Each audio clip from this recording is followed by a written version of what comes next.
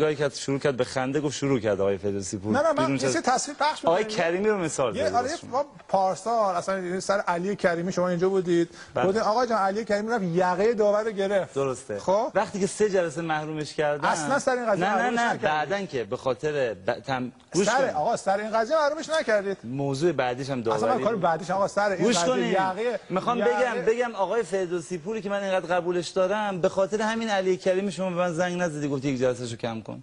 من زنگ زدم. بله موقعی که وزیر مکه کم کنم 3 جلسه بود گفتی بازی بعدیشون با سپاهانه. اصلا ابدا قبول ندارم. آقا این که شما بارهاش زنگ زد آقا من این رأیو چیکار کنم من نظر اما میگم که شما بس نظر دارین اما همون علی کریمی بود. آره همون علی کریمی این برای که حق آقا این آره همون علی کریمی بقیه‌اش چی شد؟ نه این آره همون علی کریمی یعنی همون علی کریمی که 3 جلسه محروم شده بود. من خیلی وقت شما خودتون اومد آقا رأی من نظر من اینه نظر شخصی ابی نداره. پس شما گاهی اوقات نظر بر این که علی کریمی یک جلسه‌شون بخشیده دارید دیگه.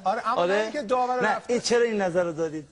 اون موقع چرا این نظر رو داشتید؟ چرا مغالطه می‌کنید؟ من مغالطه می‌کنم؟ من میگم شما گاهی اوقات عجیبه عمل خودتون رو به من دارید منتسب می‌کنید. خودتون آخرش آقا من دارم میگم علی کریمی رو تو اون مورد چون کارت زرد دوم اشتباه بود و کارت قرمز ما گفتیم اون محرومیت حاصل از کارت داوری رو درباره فردی که اشتباه دربارش کارت آقا نشون ندین تو رو خدا کارت صادر شده بود